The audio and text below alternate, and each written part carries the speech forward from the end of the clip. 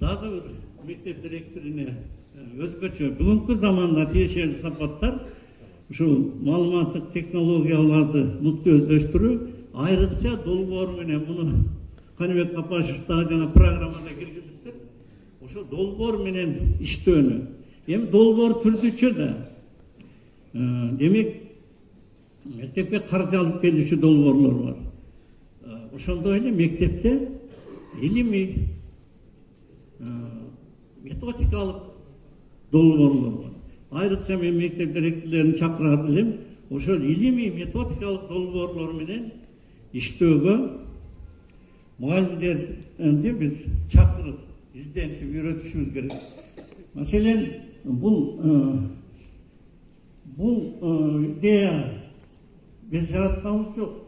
Заман мезгил жаратып атат, өзүңүздөргө белгилүү. Мына бул биз мугалимдерге мен ошол 3 мектепте тең алгачкы 1-чи мектепти аптаганында сиз эмне үчүн мектепке келесиз? Эмне үчүн бүгүн сабакка келесиз дегенде окуу тарбия берүү үчүн келем дейт эле да.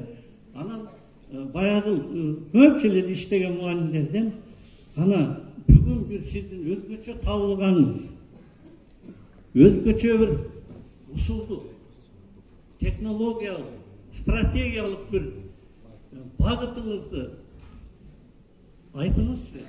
Мен бир ошону билип калган мугалимдерге жайылтайын десем, кээде ошол жана тажрыйба алуу мугалимдерден деле ошол нерсе чыкпайт эле да, өзүм баягы таяныч тирет кылган, түркүп кылган методу жок болот эле да.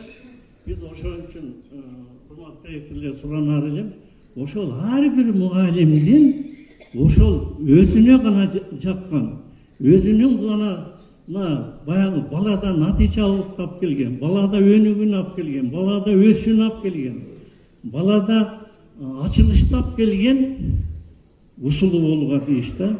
Ошол ар бир мугалимде ошол усул болсо бүткүл жамаатта болот.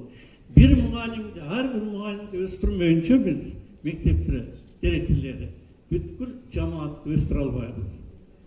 Эң акырында айтарым, мугалим ушу гумандуу болуш керек. Мектеп директору башкысы мугалим болуш керек. Солнечки айтпады эле, өзүңүздөргө белгилүү. Мугалим, мектеп директору бул мугалимдин мугалими.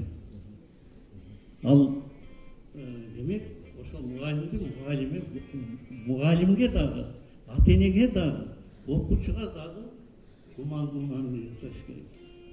Демек мектеп директору ал жетекчи эмес, ал өзгөчө баягы мугалимдерге дагы, окуучуларга дагы өрнөк болуучу, демек өрнөктүү, үлгүлүү инсан. Ошол касиет эгерде мектеп директоруна сакталса, аны гумандуулугу менен, адамгерчилиги менен көрсөтсө, демек ал бийик болот.